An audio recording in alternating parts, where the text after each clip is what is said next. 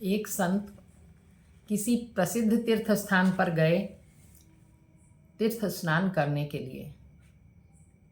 उन्होंने तीर्थ स्नान किया, दर्शन किया। उसके बाद रात में वो मंदिर के पास सो रहे थे। नींद में, स्वप्न में उन्होंने देखा कि दो देवता आपस में बात कर रहे हैं। एक ने दूसरे देवता से कहा कि इस बार कितने तीर्थयात्री आए हैं दर्शन करने के लिए। तो पहले ने कहा कि 6 लाख तीर्थयात्री आए होंगे। तो सबकी सेवा स्वीकार हुई? दूसरे देवता ने पूछा। तो पहले ने कहा कि सबकी क्या, बहुत कम लोगों की सेवा स्वीकार हुई है। वो कैसे? बोले कुछ तो यहाँ पर यूं ही घूमने ही के लिए आए थे, कुछ पर्यटन का साधन समझ के आए थे, कुछ ने तीर्थ स्थान पर आकर और बहुत सारे पाप किए। अनजान में नहीं, जानकर भी बहुत सी गलतियां की, किंतु फिर भी काफी लोगों की पूजा स्वीकार हुई है। तब दूसरे ने पूछा, क्या कोई ऐसा भी है जो तीर्थ यात्रा नहीं किया और उसकी प्रार्थना स्वीकार की गई? बोले हाँ, वो भी बहुत सारे हैं, कई हैं। मैं एक की बात बताता हूँ। उसका नाम है रामू और वह केरल में रहता है, फलाफला गांव में। इतना सुनने के बाद संत की नींद टूट गई। संत भी घुमक्कड़ थे और उन्हें अपने स्वप्न की कहानी को भी जांचना था।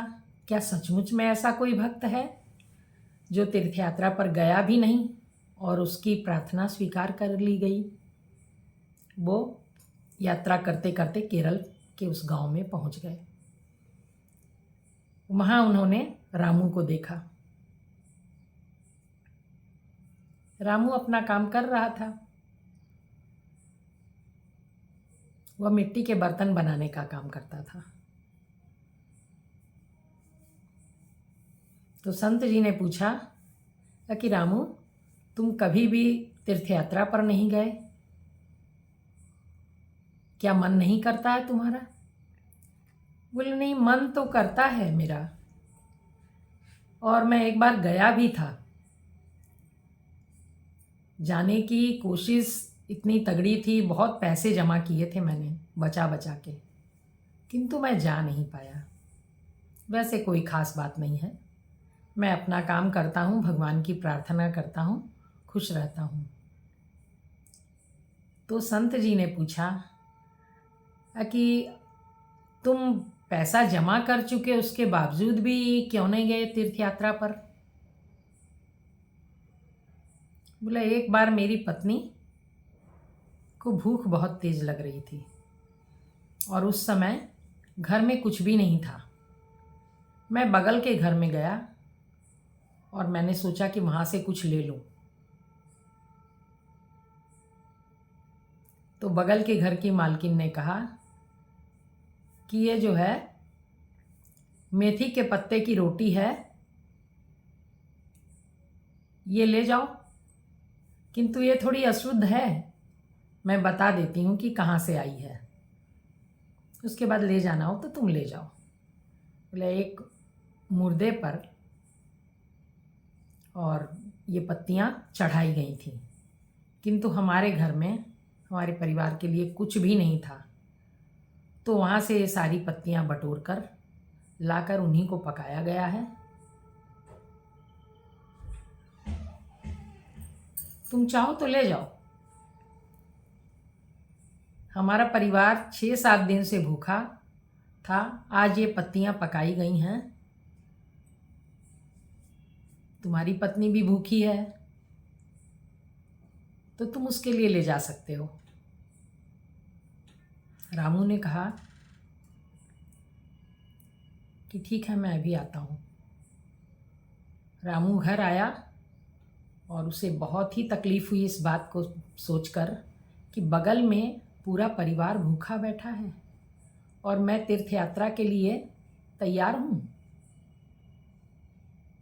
इतने पैसे मैंने जमा किए हैं तीर्थ यात्रा के लिए, क्या तीर्थ यात्रा करना ज़रूरी है? एक परिवार भूख से मर जाए, परेशानियों में डूबा रहे और मैं तीर्थ यात्रा करूं? उसने सारे पैसे ले जाकर बगल वाले परिवार को दे दिया। वो परिवार अन्न और वस्त्र से संपूर्ण हो गया। वो सब खुश हो गए। रामू फिर से काम करने लगा